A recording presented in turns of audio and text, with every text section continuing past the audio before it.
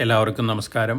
ഞാൻ Ramakrishnan TV, SEBI registered research അനലിസ്റ്റാണ്. ഈ വീക്കിലി പോഡ്കാസ്റ്റ് കേട്ടതിന് ശേഷം ഡിസ്ക്ലെയിമർ കൂടി വായിച്ചു നോക്കണമെന്ന് താല്പര്യപ്പെടുന്നു. റമദാൻ ഫാസ്റ്റിങ്ങിൻ്റെ അവസാനത്തെ ആഴ്ചയാണ്, അടുത്ത ആഴ്ചയാണ് റമദാൻ. എല്ലാവർക്കും അഡ്വാൻസ് ആയിട്ട് റമദാൻ ആശംസകൾ നേരാണ്.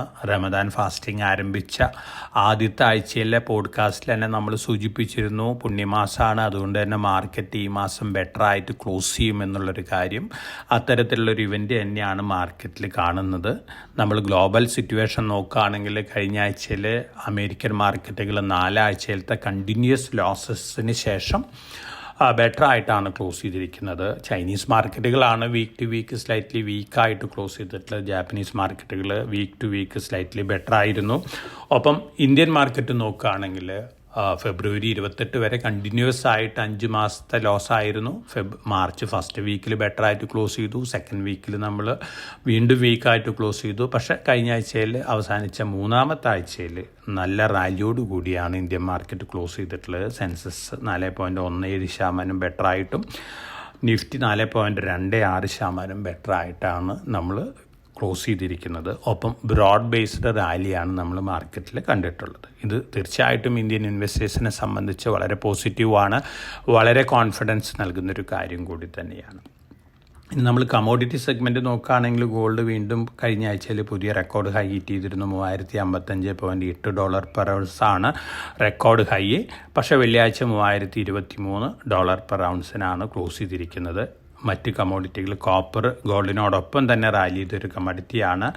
ബെറ്റർ ആയിട്ട് തന്നെയാണ് വീക്ക് ടു വീക്ക് ക്ലോസ് ചെയ്തിരിക്കുന്നത്. അതേസമയം അലുമിനിയം, സിങ്ക്, നാച്ചുറൽ ഗ്യാസ് ഈ കമോഡിറ്റികളെല്ലാം തന്നെ വീക്ക് ടു വീക്ക് സ്ലൈറ്റ്ലി വീക്കായിട്ടാണ് കഴിഞ്ഞ ആഴ്ച ക്ലോസ് ചെയ്തിരിക്കുന്നത്. ഇന്ത്യൻ റുപ്പി $ന് അഗൻസ്റ്റ് ആയിട്ട് സ്ട്രെങ്തൻ ചെയ്തിരിക്കുകയാണ്. 85.94 വെള്ളിയാഴ്ച ക്ലോസ് ചെയ്തിരിക്കുന്നത്.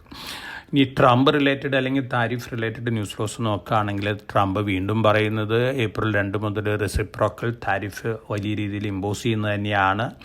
അതോടൊപ്പം തന്നെ ട്രംപിൻ്റെ അണ്ടറിലുള്ള എലോൺ മസ്കിൻ്റെ അണ്ടറിലുള്ള department of government efficiency US ഒരു ഡിപ്പാർട്ട്മെൻറ്റാണ്. ഈ ഡിപ്പാർട്ട്മെൻറ്റ് അണ്ടറിൽ ജനറൽ സർവീസസ് അഡ്മിനിസ്ട്രേഷൻ ഉണ്ട്. ഈ അഡ്മിനിസ്ട്രേഷൻ ഒരു ഡയറക്റ്റീവ് പുറപ്പെടുവിച്ചിട്ടുണ്ട്. കഴിഞ്ഞ വർഷങ്ങളിൽ അമേരിക്കൻ ഗവൺമെൻറ്റിന് കൺസൾട്ടൻസി കൊടുത്തിട്ടുള്ള കമ്പനികളിൽ നിന്നെല്ലാം ബില്ലിങ്ങിൻ്റെ details item wise category wise billing explain ചെയ്യാൻ പറഞ്ഞിട്ടുണ്ട്. അതോടൊപ്പം തന്നെ 1700 കോൺട്രാക്റ്റുകൾ ക്യാൻസലാക്കിയിട്ടുണ്ട്. ഇതിൻ്റെ ഒരു നെഗറ്റീവ് ഇമ്പാക്റ്റ് കഴിഞ്ഞ ആഴ്ചയിൽ അസെൻഡർ IT ഗ്ലോബൽ സ്റ്റോക്ക് പ്രൈസിലൊക്കെ ഉണ്ടായിരുന്നു. അതോടൊപ്പം തന്നെ ഇന്ത്യൻ IT കമ്പനികൾക്കും അതിൻ്റെ ഒരു നെഗറ്റീവ് ഇമ്പാക്റ്റൊക്കെ ആ ദിവസം ഉണ്ടായിരുന്നു. കാരണം അമേരിക്കൻ ഗവൺമെൻറ്റുകളിൽ നിന്ന് ഓർഡേഴ്സുള്ള ഇന്ത്യൻ IT കമ്പനികളെ സംബന്ധിച്ചും ഒരു നെഗറ്റീവ് ന്യൂസ് തന്നെയാണ്. കാരണം ഒരു ബില്ലിംഗ് റേറ്റൊന്നും അടുത്ത വർഷങ്ങളിൽ വലിയ രീതിയിൽ മുന്നേറാൻ സാധ്യതയില്ല. അത് തീർച്ചയായിട്ടും ഓവറോൾ ഒരു ചെറിയൊരു പ്രഷറൊക്കെ ബില്ലിംഗ് പ്രഷറൊക്കെ ഉണ്ടാക്കാനുള്ള സാധ്യതകളുണ്ട്. ഇതൊക്കെയാണ് താരിഫ് റിലേറ്റഡ് ട്രംപിൻ്റെ അല്ലെങ്കിൽ അമേരിക്കയിലത്തെ ന്യൂസ് ഫ്ലോസ്. ഒപ്പം അമേരിക്കൻ സ്റ്റോക്ക് മാർക്കറ്റിൽ വലിയ രീതിയിലുള്ള നെഗറ്റീവ് ഇമ്പാക്റ്റ് ഉണ്ടാക്കും താരിഫിൻ്റെ ട്രംപിൻ്റെ ഈ താരിഫ് അനൗൺസ്മെൻറ്റുകൾ എന്ന റിപ്പോർട്ടുകളാണ്. അമേരിക്കൻ സ്റ്റോക്ക് മാർക്കറ്റിൽ 37% ഹോൾഡ് ചെയ്യുന്ന ഫോറിൻ ഫണ്ടുകളും അതുപോലെ തന്നെ ഫോറിൻ ഇൻവെസ്റ്റേഴ്സൊക്കെയാണ്. ഇത് നമ്മൾ അമേരിക്കൻ ഡൊമസ്റ്റിക് ഇൻവെസ്റ്റേഴ്സിൻ്റെ ഹോൾഡിംഗ് ആയിട്ട് കമ്പയർ ചെയ്യുമ്പോൾ ഹാഫേ ഉള്ളൂ. പക്ഷേ വാല്യൂ ടൈംസിൽ നോക്കുകയാണെങ്കിൽ $34.2 ട്രില്യൺ വർത്ത് സ്റ്റോക്കുകൾ ഫോറിൻ ഫണ്ടുകൾ അല്ലെങ്കിൽ ഫോറിൻ ഇൻവെസ്റ്റേഴ്സ് അമേരിക്കൻ സ്റ്റോക്കിൽ ഹോൾഡ് ചെയ്യുന്നുണ്ട്. അമേരിക്കൻ എക്കണോമി താരിഫ് റിലേറ്റഡ് ഇഷ്യൂവിൽ താഴെ പോവുകയാണെങ്കിൽ ഒരുപക്ഷെ സെല്ലിംഗ് പ്രഷറൊക്കെ അമേരിക്കൻ മാർക്കറ്റിൽ കണ്ടേക്കാം എന്നുള്ള റിപ്പോർട്ടുകളൊക്കെ വരുന്നുണ്ട്. ഇത് നിങ്ങളുടെ അറിവിലേക്കായിട്ട് തന്നിട്ടുള്ള ന്യൂസ് മാത്രമാണ്. ഒപ്പം അമേരിക്കയിൽ നിന്ന് alcohol consumption related news flows വരുന്നുണ്ട്. 2024 കൺസംഷൻ 3% കുറവാണ്. ജനറേഷൻ Z, അതായത് 18 വയസ്സിനും 34 വയസ്സിനും ഇടയിലുള്ള ജനങ്ങളുടെ കൺസംഷൻ വളരെയധികം താഴെ പോയിരിക്കുന്നുള്ള റിപ്പോർട്ടുകളാണ്. ഇതിൻ്റെ ഇമ്പാക്റ്റ് ഒന്നും ലിക്കർ സ്റ്റോക്ക് പ്രൈസിലൊന്നും വന്നിട്ടില്ല. പക്ഷേ ഓവറോൾ നോക്കുകയാണെങ്കിൽ ഇത് ഒരു പോസിറ്റീവ് ന്യൂസാണ് ഹ്യൂമൻ ബീയിങ്ങിനെ സംബന്ധിച്ച്. ലിക്കർ കൺസംഷൻ കുറയുന്നത് ഹെൽത്തിന് ബെറ്ററാണ്. ഇത് നിങ്ങളുടെ അറിവിലേക്കായിട്ട് തന്നിട്ടുള്ള ന്യൂസ് മാത്രമാണ്. ഒപ്പം open A I meta platform അവരുടെ AI ടൂളുകൾ റിലയൻസ് ജിയോയിൽ കൂടി സബ്സ്ക്രിപ്ഷൻ കുറച്ചുകൊണ്ട് ഇന്ത്യയിൽ ഓഫർ ചെയ്യാനുള്ള ഡിസ്കഷനൊക്കെ നടക്കുന്നുണ്ട്.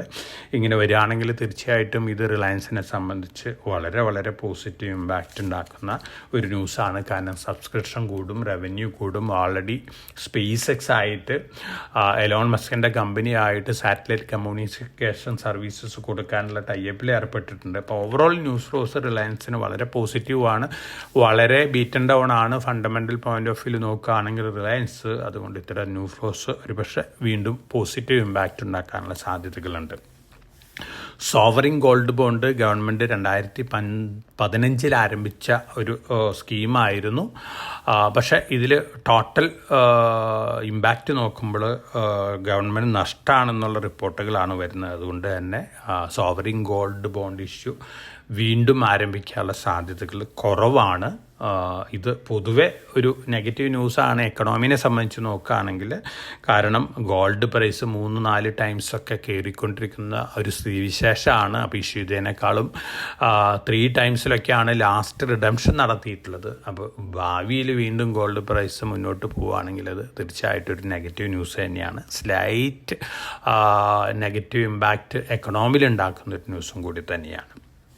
ഇനി നമ്മൾ സ്റ്റോക്ക് സ്പെസിഫിക് ആയിട്ട് ന്യൂസ് ഫ്ലോസ് ഒക്കെ നോക്കുകയാണെങ്കിൽ ഡിക്സൺ ടെക്നോളജി കോൺട്രാക്ട് മാനുഫാക്ചറിങ് രംഗത്ത് ഇലക്ട്രോണിക്സ് സെഗ്മെൻറ്റിലുള്ളൊരു കമ്പനിയാണ്.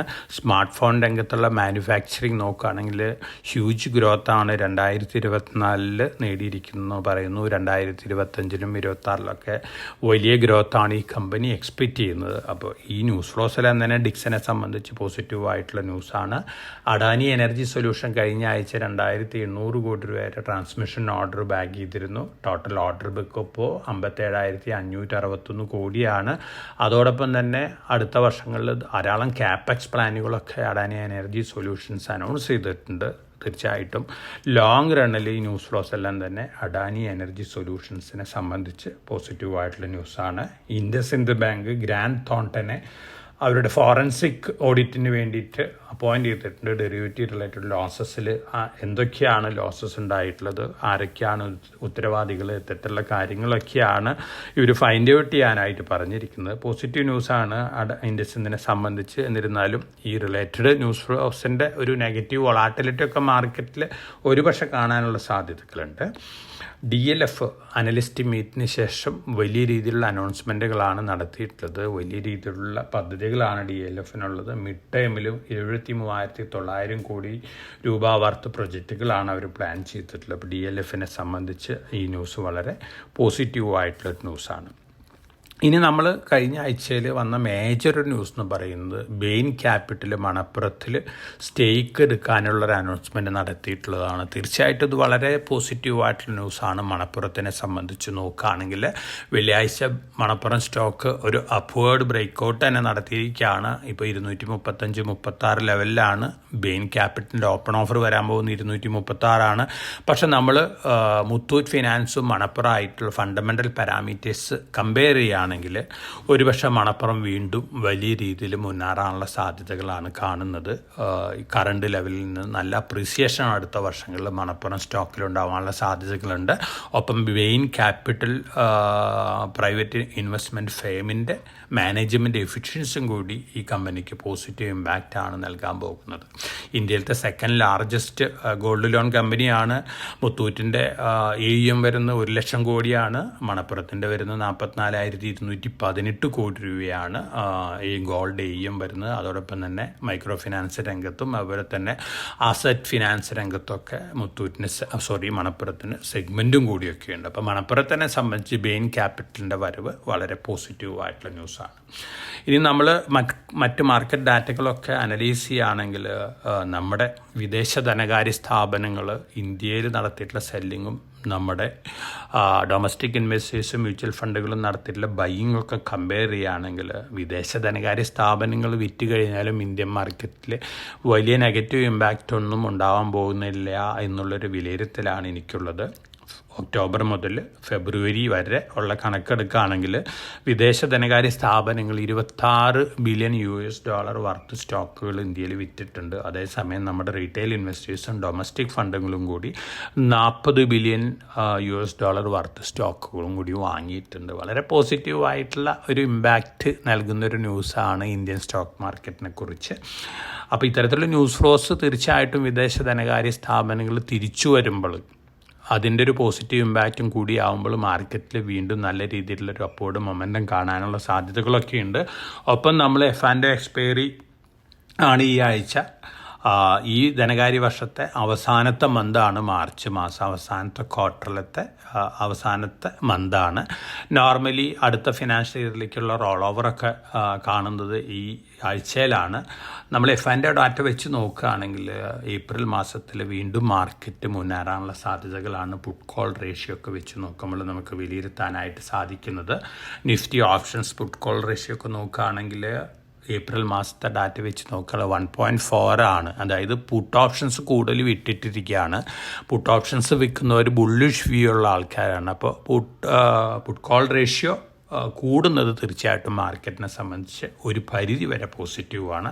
അപ്പോൾ മാർക്കറ്റ് ഇമ്പാക്റ്റ് പോസിറ്റീവ് തന്നെയാണ് നമ്മൾ അടുത്ത ദിവസങ്ങളിൽ എക്സ്പെക്റ്റ് ചെയ്യുന്നത്. ഒപ്പം വിദേശ ധനകാര്യ സ്ഥാപനങ്ങൾ വെള്ളിയാഴ്ച ബൈങ് ഫിഗർ നോക്കുകയാണെങ്കിൽ 7470.36 കോടി രൂപയ്ക്കുള്ള സ്റ്റോക്കുകളാണ് വാങ്ങിയിട്ടുള്ളത്. നമ്മുടെ ഫണ്ടുകൾ 3202.26 കോടി രൂപയ്ക്കുള്ള സ്റ്റോക്കുകളൊക്കെ വിറ്റിട്ടുണ്ട്. അപ്പോൾ ഓവറോൾ നമ്മൾ എക്സ്പെക്റ്റ് ചെയ്യുന്ന ഈ ആഴ്ച ബെറ്റർ സെൻറ്റിമെൻറ്റ് തന്നെയാണ്. ഒരുപക്ഷെ നിഫ്റ്റി 23,400 ബ്രേക്ക് ചെയ്ത് 23,600 23,800 ലെവലിലേക്കൊക്കെ മുന്നേറാനുള്ള ഇൻഡിക്കേഷനാണ് F&O ഡാറ്റയിൽ നിന്ന് കിട്ടുന്നത്. അപ്പോൾ തീർച്ചയായിട്ടും ഒരു പ്രോമിസിങ് വീക്കാണ് ഈ ആഴ്ച. റമദാൻ ഫാസ്റ്റിംഗ് അവസാനിക്കുന്ന ആഴ്ച പെരുന്നാളോട് കൂടിയിട്ട് വീണ്ടും നിഫ്റ്റി മുന്നേറാനുള്ള സാധ്യതകൾ തന്നെയാണ് കാണുന്നത്.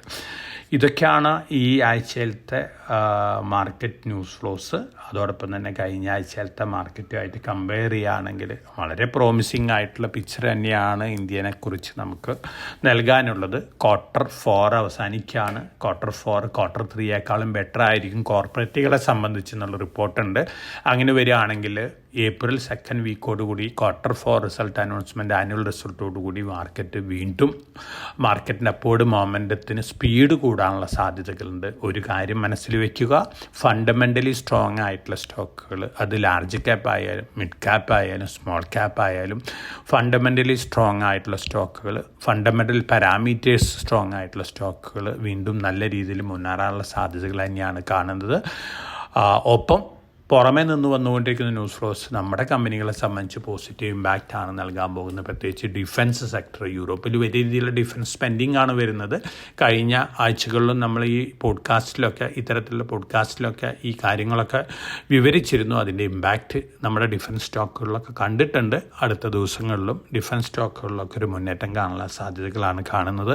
ഒപ്പം പവർ റിലേറ്റഡ് സ്റ്റോക്കുകൾ, സോളാർ രംഗത്ത്, പവർ എക്യുപ്മെൻറ്റ് രംഗത്ത്, റെയിൽവേ റിലേറ്റഡ് സ്റ്റോക്കുകൾ. കാരണം റെയിൽവേയിൽ വലിയ രീതിയിലുള്ള അനൗൺസ്മെൻറ്റുകൾ വരുന്നു എന്നുള്ള റിപ്പോർട്ടുകളുണ്ട്. വന്ദേ ഭാരത് സ്ലീപ്പർ ട്രെയിനുകൾ അടുത്ത 2 ആഴ്ചയ്ക്കുള്ളിൽ ഫസ്റ്റ് സർവീസ് ആരംഭിക്കുന്ന റിപ്പോർട്ടുകളൊക്കെ വരുന്നുണ്ട്. അങ്ങനെ വരികയാണെങ്കിൽ തീർച്ചയായിട്ടും റെയിൽവേ റിലേറ്റഡുള്ള Jupiter wagons, Titagarh railways, BEM, Siemens, ഈ സെഗ്മെൻറ്റിലുള്ള സ്റ്റോക്കുകൾക്കൊക്കെ വളരെ പോസിറ്റീവ് ഇമ്പാക്റ്റ് കിട്ടുന്ന കാര്യങ്ങളാണ്.